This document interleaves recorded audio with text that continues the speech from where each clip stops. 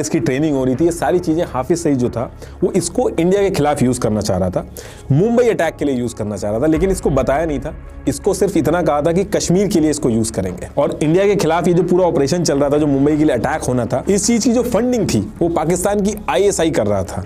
इस चीज के लिए 2010 में इंटरपोल ने वारंट भी इशू किया था 2 पाकिस्तानी आर्मी के खिलाफ। तो अब इसके बाद जब सारी ट्रेनिंग कंप्लीट हो जाती है दाऊद सैयद गिलानी की, तो इसको लश्कर-ए-तैयबा का जो फॉरेन रिक्रूटमेंट विंग था उसके अंदर ट्रांसफर कर दिया जाता है, जिसको हेड कर रहा था साजिद मीर। तो जैसे ही दाऊद सैयद गिलानी इस विंग में ट्रांसफर होता है, साजिद मीर दाऊद को कहता है कि तुमको कश्मीर में नहीं जाना है, तुम्हारा जो रोल है वो दूसरा कुछ और डिसाइड किया गया है, फिलहाल के लिए तुम US वापस जाओ और वहां पे जाके अपना नाम चेंज कराओ, बाकी की डिटेल वहां पहुंचने के बाद देंगे। दाऊद सैयद गिलानी जो था बिल्कुल वैसा ही करता है, वो US वापस जाके अपनी मदर का लास्ट नेम यूज करके अपना नाम चेंज कर लेता है और अब दाऊद सैयद गिलानी जो था वो डेविड कोलमैन हेडली बन जाता है। और सेम डिटेल्स के साथ, मतलब कि नाम चेंज करने के बाद ईयर 2005 में डेविड जो था वो पासपोर्ट के लिए अप्लाई कर देता है और नेम चेंज के साथ इसका नाम चेंज, इसकी नेशनैलिटी चेंज, इसकी मदर का नाम प्रॉपर ये US का सिटीजन लगने लगता है और इसको पासपोर्ट मिल भी जाता है नाम चेंज के साथ। इंडियन एजेंसीज का मानना यह है कि इस चीज में पाकिस्तान की जो ISI थी उसने मदद की है, वरना US के अंदर बिना वेरिफिकेशन के नाम चेंज करना,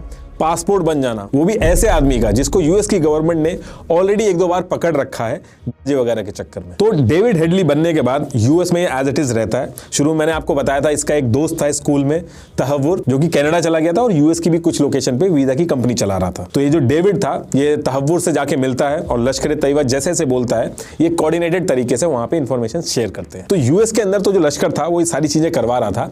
इसके साथ साथ पाकिस्तान के अंदर सेम टाइम पे ये लोग लड़के रिक्रूट कर रहे थे अलग अलग शहरों से, जो कि यंग हो, मैरिड ना हो, जिनके आगे पीछे कोई ना हो, पढ़े लिखे ना हो, ऐसे लड़कों को ढूंढा जा रहा था। अब सेम टाइम पे 2005 में पाकिस्तान के अंदर एक 21 साल का लड़का था जिसका नाम था मोहम्मद अजमल आमिर कसाब, शॉर्ट में बोले तो अजमल कसाब। ये जो था ये फरीदकोट तिपालपुर डिस्ट्रिक्ट ओकारा पंजाब पाकिस्तान में रहता था। 2005 में ईद थी, इसने अपने फादर से कुछ कपड़े वगैरह मांगे थे, उसने मना कर दिए थे, तो गुस्से में इसने घर छोड़ दिया था और इसका एक दोस्त था मुजफ्फर लाल खान, उसके साथ मिलकर इसने चोरी और फिरौती शुरू कर दी थी। और इन्हीं सब फिरौती और चोरी के लिए एक बार ये रावलपिंडी में बंदूक खरीदने गया था और वहां पे ही अजमल को जमात-उद-दावा का एक मेंबर मिलता है।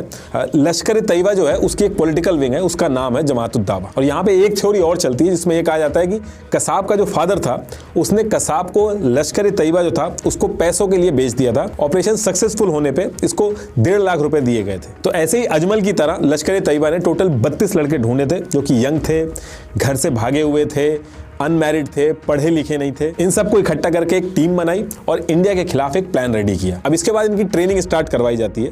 लश्कर की जो ट्रेनिंग है वो 3 फेजेस में होती है, लास्ट में एक फेज और होता है। तो इनकी टीम बना के इनकी ट्रेनिंग का काम स्टार्ट करा दिया जाता है। तो पहले फेज की जो ट्रेनिंग होती है उसको कहते हैं दौराए सूफा। ये फर्स्ट फेज की ट्रेनिंग होती है, टोटल 21 दिन की ट्रेनिंग होती है। और इस फेज की ट्रेनिंग को स्टार्ट करने से पहले ही जो भी सुन्नी थे इस ग्रुप में उनको कन्वर्ट करवा दिया गया था।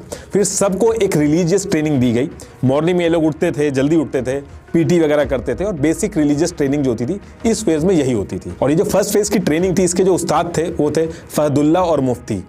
उस्ताद मतलब कि जो ट्रेनिंग करवाता है उसको उस्ताद बोलते हैं लोग। और ये जो पहला फेज था इसी टाइम पे इनको हाफिज सईद और जकी और रहमान लखवी से मिलवाया जाता है। अब ये जो दौरा सूफा का जो फर्स्ट फेज था इसमें से जो लड़के सेलेक्ट होते हैं उसको उस्ताद फहदुल्ला इसका लेटर मिलता है भाई वसूल दौराए अम्मा का, जिसका मतलब ये था कि सेकंड फेज दौराए अम्मा जो था मनसेरा मरकज के अंदर जो होना था उसके लिए ये लोग क्वालिफाई कर गए और ये लेटर उसी के लिए था। अब ये जो सेकंड फेज था दौराए अम्मा ये भी 21 दिन का होता है, जिसको करने के लिए इन लोगों को 12 घंटे बस में बैठ के पाकिस्तान के मनसेरा ले जाया जाता है और फिर मनसेरा से इनको माउंटेन में लेके जाया जाता है जहां पे इनकी फिजिकल ट्रेनिंग होती है। बंदूकों और बारूदों को असेंबल करना, मैप रीडिंग, सैटेलाइट फोन जो होते हैं उनको यूज करना, इनके बनाए हुए कोड रीड करना, फर्स्ट एड, हर एक चीज सिखाई जाती है। ये जो सेकंड फेज की ट्रेनिंग थी इसको कंप्लीट करने के कुछ दिन बाद इन लड़कों को वापस घर भी भेज दिया जाता है 1 हफ्ते के लिए। और इसी टाइम पे जब अजमल घर गया था तो उसने अपनी मदर को बताया था कि वो क्या कर रहा है और अजमल ने अपने दोस्तों को जो ये कराटे वगैरह सीखी थी वो भी करके दिखाया था। अब जब इनका 1 हफ्ता पूरा हो जाता है और ये लोग वापस आते हैं तो इनको